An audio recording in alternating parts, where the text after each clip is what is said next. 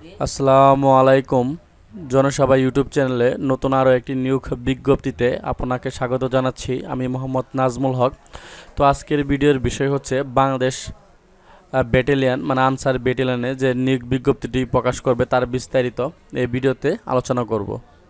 তো দেখেন আজকের যে আপনার কালের কণ্ঠ 27 ফেব্রুয়ারি 2021 আজকে এই নিয়োগ বিজ্ঞপ্তিটি প্রকাশ করা হয়েছে। তো দেখেন ব্যাটালিয়ন আনসার পুরুষ পদে লোক চেয়ে বিজ্ঞপ্তি দিয়েছে বাংলাদেশ আনসার ও গ্রাম প্রতিরক্ষা বাহিনী।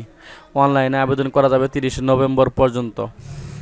তো এই হলো অনেক বিস্তারিত দেওয়া আছে অনলাইনে কিভাবে আবেদন করবেন এবং কি কি যোগ্যতা লাগবে এবং কি কি তথ্য লাগবে তারই বিস্তারিত তার ধারাবাহিকতায় আজকের আমার এই ভিডিও বানানো। তো বন্ধুরা, আপনি যদি আমার চ্যানেল নতুন হয়ে থাকেন তাহলে অবশ্যই চ্যানেলটিকে সাবস্ক্রাইব করে পাশে থাকা বেল আইকনে ক্লিক করে রাখবেন, যাতে পরবর্তী যে কোনো ভিডিও আপনার মোবাইলে নোটিফিকেশন আকারে চলে যায়।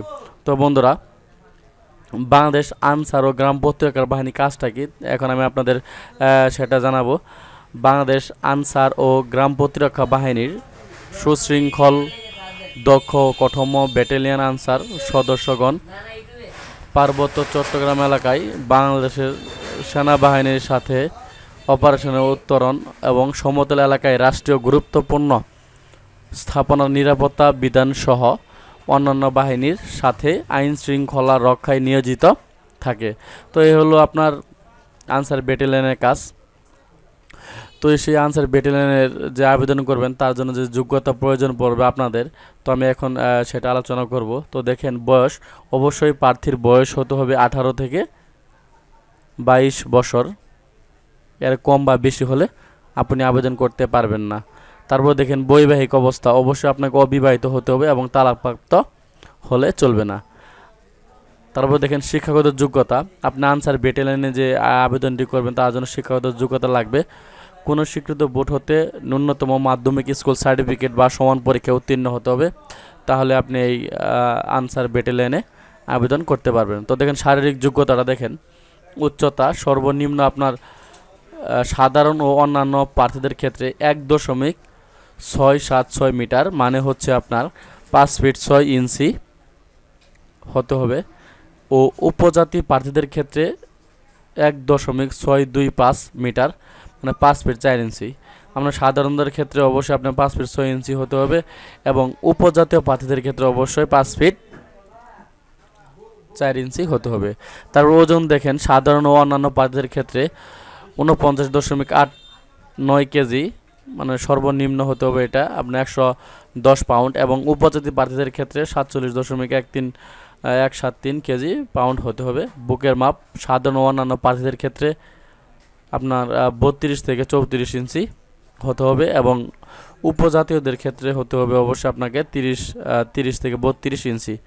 তারপরে দেখেন, দৃষ্টিশক্তি অবশ্যই আপনার 6/6 দৃষ্টিশক্তি থাকতে হবে। কোনো দুরারোগ্য ব্যাধি থাকলে প্রার্থীকে প্রাথমিক বাছাই ও নির্বাচন করা হবে না।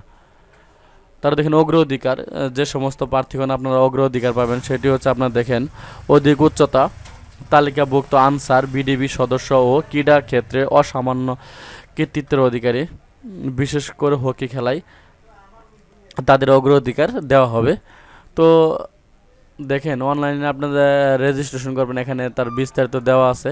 আমার ভিডিও ডিসক্রিপশনে যে লিঙ্কটি দেওয়া থাকবে আপনারা সেই লিঙ্কে প্রবেশ করে আরও বিস্তারিত আপনারা পড়তে পারবেন। তো দেখেন, সনদপত্র কাগজপত্র আপনারা যে আবেদন করবেন তার জন্য যে সকল কাগজপত্র প্রয়োজন পড়বে, প্রথম শ্রেণীর গেজেট অফিসার কর্তৃক সত্যায়িত শিক্ষাগত যোগ্যতার মূল সামরিক সনদপত্রের ফটোকপি, প্রথম শ্রেণী গেজেট অফিসার কর্তৃক সত্যায়িত সই কপি, পাসপোর্ট সাইজের রঙিন ছবি, সংশ্লিষ্ট ইউনিয়ন চেয়ারম্যান পদে পৌরসভা চেয়ারম্যান ওয়ার্ড কাউন্সিলর কর্তৃক প্রদত্ত জাতীয় সনদপত্র, প্রথম শ্রেণী গেজেট অফিসার কর্তৃক সত্যায়িত জাতীয় পরিচয়পত্র এনআইডি কপি। তারপর দেখেন, উমর নাম্বার হচ্ছে অভিভাবকের সম্মতিসূচক সনদপত্র বা ইউনিয়ন পরিষদ চেয়ারম্যান পৌরসভা চেয়ারম্যান ওয়ার্ড কাউন্সিলর কর্তৃক প্রতি স্বাক্ষরিত হতে হবে। তো আপনাদের দেখেন, প্রাপ্য সুযোগ সুবিধা যেগুলো রয়েছে আপনার বিবরণ। সমতল এলাকায় আপনার দৈনিক খোরাকি ভাতা হচ্ছে 662 টাকা, রেশন ভাতা 104 টাকা, চিকিৎসা ভাতা 122 টাকা। তো এখানে আরও অনেক বিস্তারিত দেওয়া আছে, আপনারা এখান থেকে ভালোভাবে পড়ে নেবেন। তো আরেকটি বিষয় হচ্ছে দেখেন, প্রশিক্ষণকালীন দৈনিক ভাতা পাবে 150 টাকা বিনামূল্যে দেওয়া হবে, চার্জ দেওয়া হবে, এবং প্রতিটি উৎসব ভাতা পাবেন 10,000 টাকা করে, বছরে 2টি উৎসব ভাতা আপনারা পাবেন। তো দেখেন, আপনারা যে আনসার ব্যাটালিয়নে চাকরি করবেন প্রথম অবস্থায় আপনাদের 6 বছরের জন্য মানে আমরা যেটা বলি রাজস্ব খাতে রাখা হবে না।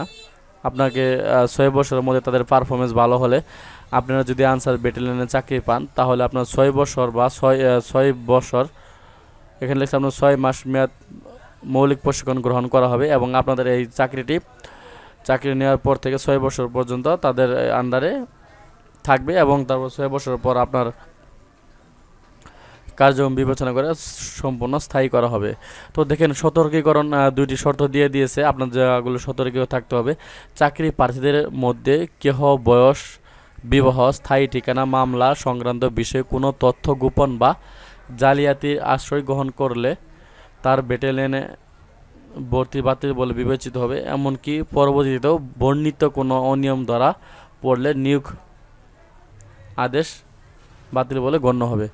তো এই হলো আজকের ভিডিওর বিষয়বস্তু। আরও বিস্তারিত জানতে পারবেন আমার ভিডিওর ডিসক্রিপশনে যে লিঙ্কটি দেওয়া থাকবে, সেই লিঙ্ক থেকে আপনারা আরও বিস্তারিত পড়ে আসতে পারবেন।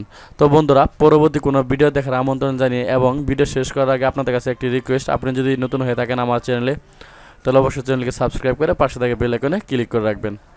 তো সবাই ভালো থাকবেন এই বলে বক্তব্য শেষ করছি। আল্লাহ হাফেজ।